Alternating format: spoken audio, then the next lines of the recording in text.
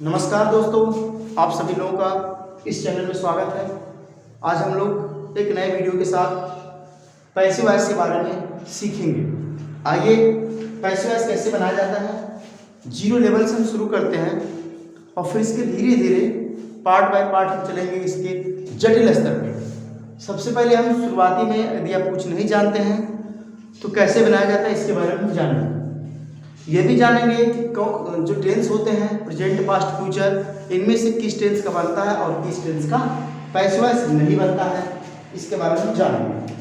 तो आइए सबसे पहले हम देख लेते हैं कि किस किस टेंस का बनता है। यदि मैं बात करूँ प्रेजेंट टेंस की, वर्तमान काल की, तो वर्तमान काल में आप ध्यान देंगे तो प्रेजेंट इंडेफिनिट का बनता है, कॉन्टिन्यूअस का भी बनता है और प्रेजेंट परफेक्ट का भी बनता है। अर्थात प्रेजेंट के तीन टेंस का बन रहा है, प्रेजेंट इंडेफिनिट, प्रेजेंट कॉन्टिन्यूअस और प्रेजेंट परफेक्ट, जबकि प्रेजेंट परफेक्ट टेंस का नहीं बनता है। आगे हम बात करते हैं पास्ट टेंस की, तो पास्ट इंडेफिनिट का बनता है, पास्ट कॉन्टिन्यूअस का भी बनता है, पास्ट परफेक्ट का भी बनता है, लेकिन पास्ट परफेक्ट कॉन्टिन्यूअस टेंस का पैसिव वॉइस नहीं बनता है। फिर यदि हम बात करें फ्यूचर टेंस की, तो फ्यूचर इंडेफिनिट का बनता है, फ्यूचर कॉन्टिन्यूअस का नहीं बनता है, फ्यूचर परफेक्ट टेंस का पैसिव वॉइस बनता है, जबकि फ्यूचर परफेक्ट कॉन्टिन्यूअस टेंस का पैसिव वॉइस नहीं बनता है। तो आपने देखा कि किस किस टेंस का बन रहा है। अब आइए, सामने आपके एक चार्ट बना हुआ है, इस चार्ट में सबकी हेल्पिंग वर्ब लिखी हुई है, सहायक क्रिया लिखी हुई है। किस टेंस के साथ कौन सी सहायक क्रिया का हम प्रयोग करके बनाएंगे कि हमारा पैसिव वॉइस आसानी से बन जाएगा।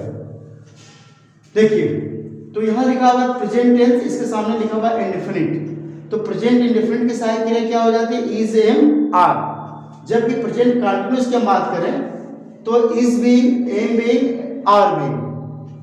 आइए हम परफेक्ट की बात करें प्रेजेंट टेंस में, तो हैज बीन और हैव बीन। आपको पता है एक वचन के साथ कौन सी सहायक क्रिया लगाई जाती है, बहुवचन के साथ कौन सी क्रिया लगाई जाती है। इसका अगर आप जानकारी रखते हैं तो बहुत ही आसानी से बना सकते हैं, जबकि परफेक्ट का बनता ही नहीं है। उसी तरह पास्ट की आप देख सकते हैं, पास्ट इंडेफिनिट की सहायक क्रिया वाज, वेयर होती है, पास्ट कॉन्टिन्यूअस की was being, were being, past perfect की हैड बीन, मात्र एक ही सहायक क्रिया है हैड बीन। उसी तरह फ्यूचर टेंस की बात करें तो इंडेफिनिट का बनता है, इसकी सहायक क्रिया होती है विल बी, शैल बी। कहाँ किसका प्रयोग होगा ये बात आपको बताएंगे। फिर कॉन्टिन्यूअस का नहीं बनता है, नहीं जानना है, बनाना भी नहीं है। परफेक्ट की बात करें तो इसकी सहायक क्रिया होती है विल हैव बीन और shall have been. Perfect continuous की बात करें तो फ्यूचर की, तो इसका नहीं बनता है। कुछ एग्जाम्पल देखिए आप लोग, बहुत ही आसान है। अगर आपने पहली वीडियो देखी होगी तो फर्स्ट वीडियो में हमने क्या बताया था कि ऑब्जेक्ट को सब्जेक्ट बना लेते हैं, सब्जेक्ट को ऑब्जेक्ट बना लेते हैं। इसके जो कुछ रूल्स हैं हम आपको बता चुके हैं इसके बारे में। आइए हम बनाते कैसे हैं इसको देखते हैं। जैसे हमारा फर्स्ट एग्जाम्पल है, हरी टीचेस मोहन, हरी टीचेस मोहन। हरि मोहन को पढ़ाता है। अब सोचिए, इसमें हमें पैसिव वॉइस बनाना है। ये वाक्य हमारा क्या है, सबके सब एक्टिव वॉइस है, हमें चेंज करना है और इसका बनाना है पैसिव वॉइस। हम पैसिव वॉइस कैसे बनाते हैं इसके बारे में जानेंगे। तो देखिए, हरि टीचेज मोहन। अब हम करते क्या पैसिव वॉइस में, सबसे पहले जो ऑब्जेक्ट होता है उसको हम क्या कर लेते हैं, सब्जेक्ट बना लेते हैं। तो इस सेंटेंस में हमारा ऑब्जेक्ट क्या है, मोहन, क्योंकि हरि हमारा सब्जेक्ट है, करता है, टीचेज वर्ब है और मोहन ऑब्जेक्ट है अर्थात कर्म है। तो हम करेंगे क्या, पैसिव वॉइस बनाते समय कर्म को कर्ता बना लेते हैं। ठीक है, बना लीजिए। अब हम यहाँ क्या लिख देंगे, सबसे पहले कर्ता बनाएंगे तो लिख देंगे मोहन। ध्यान से देखिएगा आप लोग। अब मोहन हमारा सिंगुलर नंबर का है कि प्लूरल नंबर का है, तो आपको पता होगा कि मोहन एक वचन का कर्ता है और एक वचन कर्ता के साथ हम क्या सहायक क्रिया लगाते हैं, इज, एम, आर। तो ये बात आप जानते होंगे कि उसके साथ क्या लगता है, इज लगता है। तो हम लिख देंगे मोहन इज। अब इसके बाद क्या होता है, वर्ब की तीसरी अवस्था, वर्ब का थर्ड फॉर्म। टीचेज हमारा क्या है, फर्स्ट फॉर्म है। अब इसका हम थर्ड फॉर्म बनाते हैं तो हो जाता है टॉट। क्या हो जाएगा, तो Mohan is taught, Mohan is taught. इसके बाद हम क्या लगाते हैं, बाय लगाते हैं। अब बाय लगाने के बाद हम सब्जेक्ट को ऑब्जेक्ट बना लेते हैं, अर्थात हरि को यहां हम लिख देंगे ऑब्जेक्ट ग्रुप में, यहां हो जाएगा बाय हरि। देखिए आप कैसे बन रहा है, बहुत ही आसान है। यदि आप चाहेंगे तो एक चार्ट से इन जो आठों जो टेंस है, प्रेजेंट पास्ट फ्यूचर तीनों को मिलाकर के जो 8 बनाए जा रहे हैं, इन 8 को हम इसी चार्ट के माध्यम से बहुत ही आसानी से बना सकते हैं। यदि वो अफर्मेटिव में होगा तो अफर्मेटिव बनाएंगे, इंट्रोगेटिव होगा तो इंट्रोगेटिव में बनाएंगे, जिस भी टेंस में रहेगा उसी टेंस में हम बनाएंगे। सेंटेंस किस प्रकार का है उसी प्रकार का होगा तो उसी में बनाएंगे, ठीक है। अर्थात अगर निगेटिव है तो निगेटिव में ही बनेगा, अफर्मेटिव है तो अफर्मेटिव में ही बनेगा। बस आपको ध्यान क्या देना है कि पैसिव वॉइस की जो सहायक क्रिया है इसका ध्यान देना है। यदि इंडेफिनिट का है तो सहायक क्रिया लगाना ना भूलेंगे। इस चार्ट को आप देखिए, इस चार्ट के माध्यम से आप बनाइए, खुद आप वीडियो को पॉज करिए, सेकंड अपने से खुद आप बनाइए, देखिए कैसे बन रहा है। बहुत ही आसानी से आप बना सकते हैं विदाउट एनी हेजिटेशन के, आप खुद आसानी से बना सकते हैं फ्लुएंसी के साथ। जैसे आपको बनाना है ही प्लेड फुटबॉल, कौन सा टेंस है, सबसे पहले आपको टेंस पहचानना है। तो वर्ब में क्या लगा हुआ है, ईडी लगा हुआ है। सेकेंड फॉर्म या थर्ड फॉर्म हो सकता है, लेकिन यदि आप टेंस पढ़े होंगे तो कर्ता के बाद वर्ब का सेकेंड रूप पास्ट इंडेफिनिट में होता है, क्योंकि यदि परफेक्ट टेंस होगा तो उसकी हेल्पिंग वर्ब यहाँ लिखी रहती है। हेल्पिंग वर्ब नहीं है तो इसका मतलब ये क्या है, वर्ब का थर्ड फॉर्म है, सॉरी सेकेंड फॉर्म है, थर्ड फॉर्म नहीं है। और वर्ब का सेकेंड फॉर्म लगता है पास्ट इंडेफिनिट में, अर्थात पास्ट का कौन सा टेंस है, इंडेफिनिट का। तो इसके लिए सहायक क्या लगेगी, वाज या वेयर, ये लगेगा कर्ता के हिसाब से। अब देखिए अब हम क्या बनाएंगे, यहाँ पर हमारा कर्म था फुटबॉल, इसको हम बनाएंगे तो ये हमारा क्या हो जाएगा, अब कर्ता। तो यहाँ हम सबसे पहले क्या लिखेंगे, फुटबॉल। आइए ध्यान से देखिए, अब हम क्या लिखेंगे, फुटबॉल।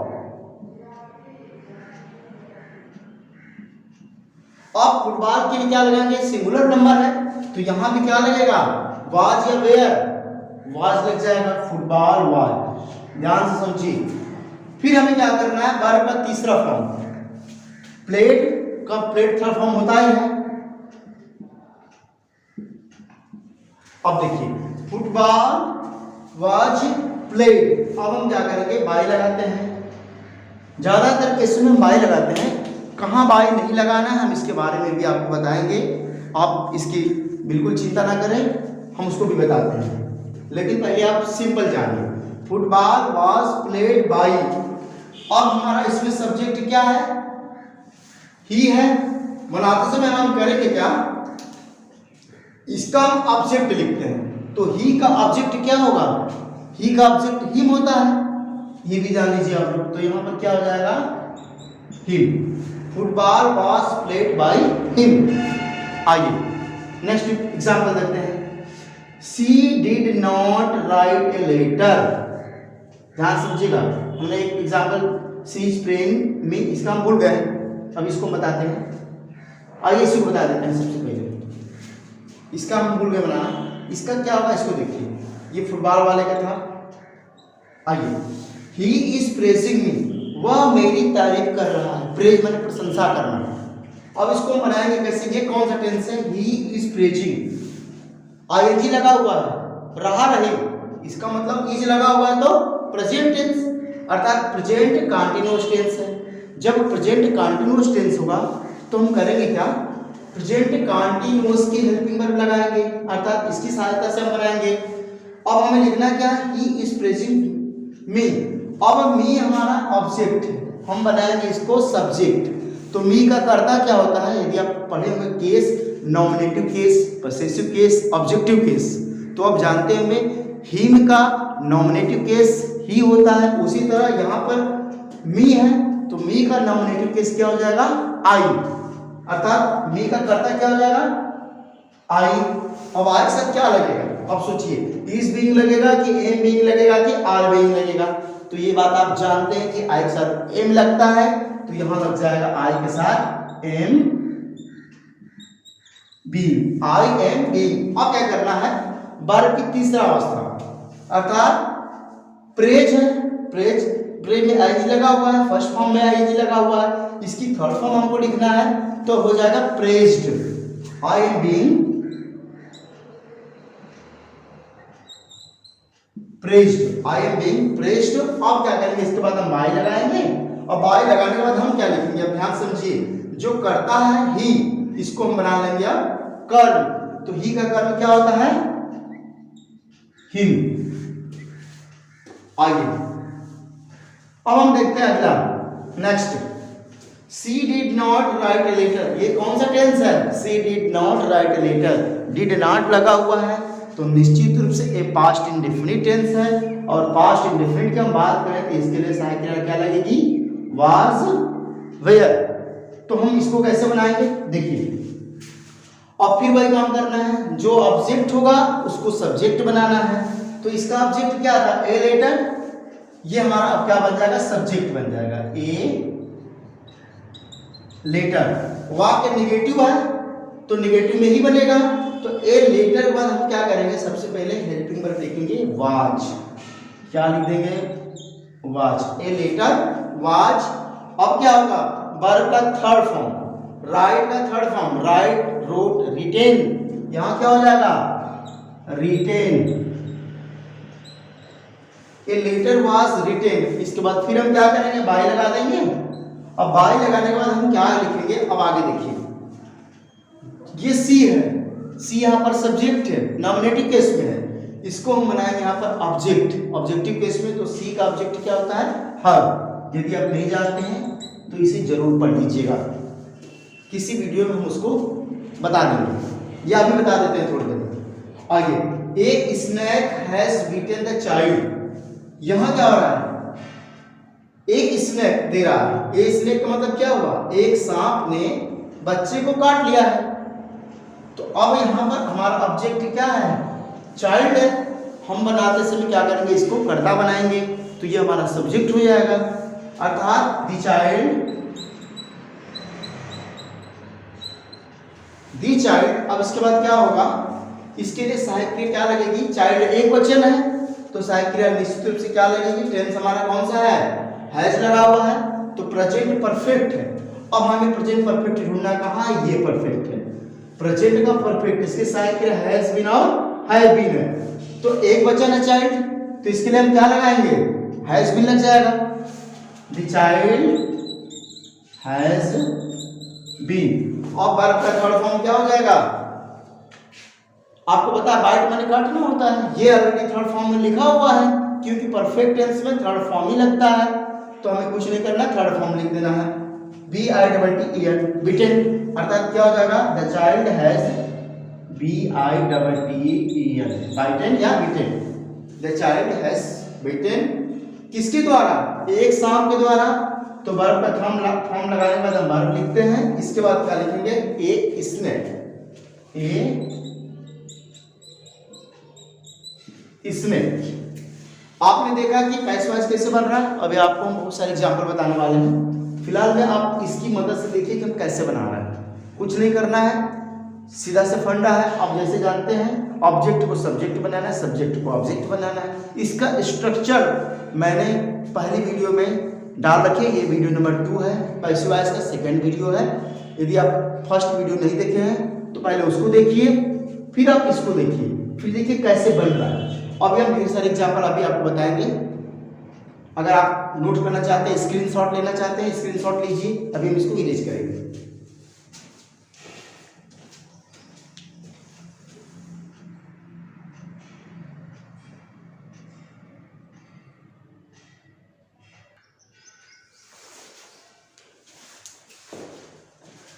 आओ बच्चों, आओ हम देखते हैं कि इनको हम कैसे बनाते हैं। I shall pay the expenses. I shall pay the expenses. मैं खर्च मैं चुकता करूंगा, यहाँ बिल या कुछ भी रहता। अब इसको हमें बनाना है। अब एक्सपेंसेस जहाँ लिखा हुआ है एक वचन की बहुवचन, पहले ये बताइए तो क्या हो जाएगा, ध्यान समझिएगा। ये एक्सपेंसेस है, इसके लिए हम सेल लगाएंगे कि विल लगाएंगे, तो इसके लिए विल लगता है। क्यों? क्योंकि आई और वी के साथ सेल लगता है, बाकी सबके साथ क्या लगता है, विल लगता है। तो एक्सपेंसेस के साथ क्या लगेगा, विल ही तो लगेगा। बना लो कैसे बनाएंगे, फिर ऑब्जेक्ट को हम सब्जेक्ट बनाएंगे, तो दी कैसे बनेगा, दी एक्सपेंसेस माने खर्च, दी एक्सपेंसेस। अब यहां पर देखो कौन सा सेल टेंस है, आई शैल पे, शैल है, शैल का मतलब ये हो गया कि ये फ्यूचर इंडेफिनिट टेंस है। कौन सा टेंस है, फ्यूचर इंडेफिनिट। तो फ्यूचर इंडेफिनिट के साइकिल देख लो क्या है, विल भी और शैल भी है। तो द एक्सपेंसेस, अब यहां पर क्या लग जाएगा, विल बी, क्या लग जाएगा, विल बी। अब वर्ब का थर्ड फॉर्म, यहां वर्ब क्या है, पे, चुकता करना, अदा करना, तो पे का थर्ड फॉर्म क्या हो जाएगा, पेड। तो the expenses will be paid by, अब आई का ऑब्जेक्ट क्या हो जाएगा, मी। खत्म कहानी, कुछ नहीं है। देखो आगे, he will not help you, वह तुम्हारी मदद नहीं करेगा, कोई बात नहीं। कैसे बनाएंगे हम, बनाते समय हम करेंगे कि सबसे पहले हम लिखेंगे इसका ऑब्जेक्ट क्या है, यू है, इसे बना लेंगे सब्जेक्ट, लो या लिख दो, लिख दिए। अब हम क्या करेंगे, यू के बाद हमारे साइकिल क्या लगेगी, विल ही तो लगेगी। आई वी के साथ सेल लगता है, बाकी सबके साथ विल लगता है, तो यू के साथ हम क्या लगा देंगे, विल। यू विल, नॉट है तो नॉट लगाएंगे। अब वर्ब का थर्ड फॉर्म, हेल्प का थर्ड फॉर्म क्या हो जाएगा, हेल्प्ड। लो भैया, यू विल नॉट हेल्प, अब हम क्या करेंगे, बाय लिखेंगे, हमने बाय भी लिख दिया। अब क्या करेंगे, ही जो है यहां पर किस रूप में है, सब्जेक्ट है, इसका हमें बनाना है ऑब्जेक्ट। तो आपको पता है कि ही का ऑब्जेक्ट क्या होता है, हिम, तो यहां लिख दीजिए him. Done. Of, where will you spend the night, तुम रात कहां बिताओगे, ठीक है, तुम रात कहां बिताओगे, इसका मतलब ये हुआ कि ये हमारा क्या है, इंट्रोगेटिव है, क्योंकि वेयर लगा हुआ है। तो अब इंट्रोगेटिव मार्क भी लगा हुआ है यहाँ पे, हम इसको बनाएंगे तो इंट्रोगेटिव में ही बनाएंगे। तो सबसे पहले हम करेंगे क्या, वेयर लिखा हुआ है तो वेयर को ही लिख देते हैं, क्या करेंगे हम, वेयर को ही लिख देंगे। अब बताइए इसमें हेल्पिंग वर्ब क्या लगेगी, where will you spend the night. अब इसका हमारा जो ऑब्जेक्ट है नाइट है, नाइट के लिए हम क्या लगाएंगे, हेल्पिंग वर्ब। ध्यान समझिए, ये कौन सा टेंस है, फ्यूचर का इंडेफिनिट है, तो फ्यूचर इंडेफिनिट के लिए साइकिल क्या लग रही है, विल बी या शैल बी, तो नाइट के लिए क्या लग जाएगी, विल बी। अब देखिए, तो वेयर विल क्या लिखेंगे, जब दो सहायक क्रिया का पार्ट होता है तो हम सब्जेक्ट को कहाँ लिखते हैं, उनके बीच में लिखते हैं, ये भी आप जानते हैं। तो विल बी के बीच में क्या हो जाएगा, नाइट, अर्थात where will the night, where will the night. अब लिखेंगे यहां पर हम बी,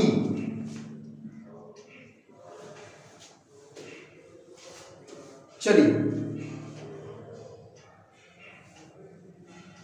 आइए एक मिनट थोड़ा सा देखिएगा, you will not help by him, आप लोगों ने ध्यान नहीं दिया, हमने भी ध्यान नहीं दिया। अब देखिए विल है, इसके साथ क्रिया क्या लगती है, विल बी लगती है ना, तो आप यहां पर कर लीजिएगा यू विल बी नॉट। अब यहां नॉट आ गया तो नॉट कहां लगेगा, दोनों के बीच में, यू विल नॉट बी, यहां हमने मिस्टेक कर रखी थी, आप लोगों ने नहीं ध्यान दिया। चलिए, you will not be helped by him. उसी तरह यहां क्या होगा, where will the night be, अर्थात जब सहायक क्रिया दो पार्ट में हो तो दोनों के बीच में हम क्या करते हैं, सब्जेक्ट को लिख देते हैं, where will the night be. अब क्या होगा, वर्ब का थर्ड फॉर्म, स्पेंड का थर्ड फॉर्म होता है स्पेंड, क्या लिख देंगे, स्पेंट। इसके बाद क्या करेंगे हम, हमारा जो इसमें सब्जेक्ट था क्या था, यू। बनाते समय इसको हम क्या करेंगे, अब ऑब्जेक्ट बनाएंगे तो क्या लिखेंगे, बाई करके लिख देंगे, बाई यू।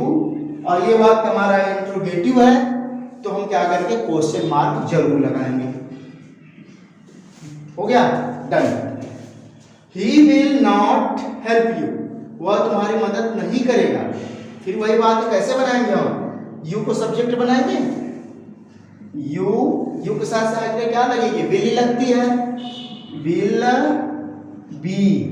ध्यान समझिएगा, यहां पे नॉट है तो दोनों के बीच में नॉट आ जाएगा, अर्थात विल के बाद क्या लिखेंगे हम, नॉट, और फिर लिखेंगे be, you will not B.